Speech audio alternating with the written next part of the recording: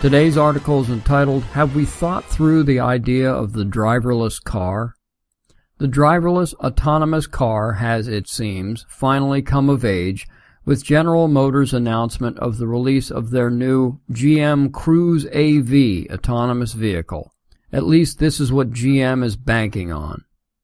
The Cruise has no gas pedal, no steering wheel, no brake or clutch pedal, no turn signals.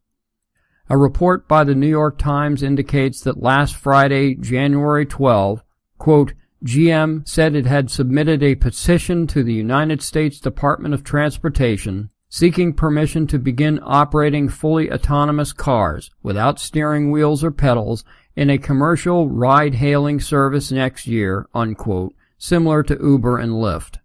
There have been driverless cars before the GM, but most were not truly driverless, owing to the fact that they still retained a steering wheel and various pedals.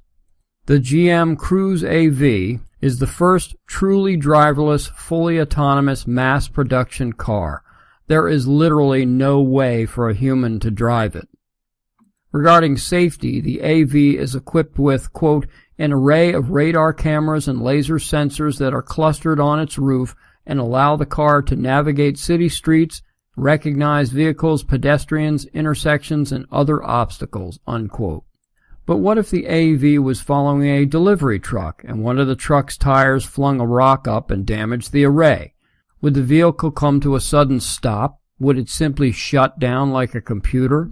If so, what would the passengers do? Nothing, I suppose. What could they do? Would the vehicle's onboard system send out an automatic distress call?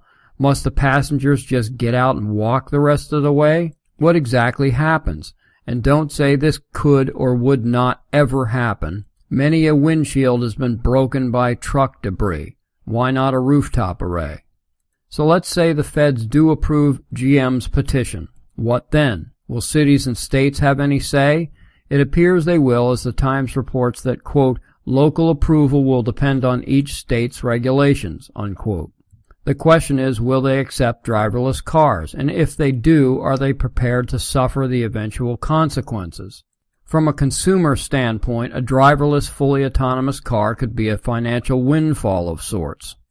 The owner would not have to carry car insurance for this type of vehicle, as there would be little threat of accident. And if you were in an accident, how could the owner or passenger be liable? They were not driving the vehicle or in any way in control of it. That's a huge savings. Drunk driving would be eliminated, and gone would be the days of parking tickets, speeding tickets, and other moving violations. But as good as it would be for the consumer, it would certainly be an unspoken consequence for cities and towns. By unspoken, I mean that they would be hard-pressed to admit the real reasons. Imagine the revenue lost to cities and towns, counties and states by taking away the cash cow that are moving violations. No more speed traps, no more cops lurking in the shadows with their radar guns. This would be a huge loss. Cities and towns have come to rely on this revenue. In many places, the revenue raised by these tickets and other moving violations is so large and so consistent year over year that it has become a revenue line item in the budget. With traffic violations eliminated, there would follow the inevitable police layoffs. Not as many accidents will result in EMT layoffs. The companies that make ambulances and cop cars will be adversely affected by the downturn of orders for new vehicles. Street lights and street signs might become a thing of the past, as all the traffic and road data would be pre-programmed into the vehicles, resulting in more manufacturing layoffs. Everything involved in the industry would be affected. And then there is just the sheer joy and independence of driving a car. Now this cannot be underestimated.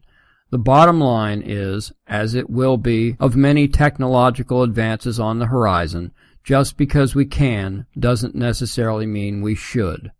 Thanks for listening.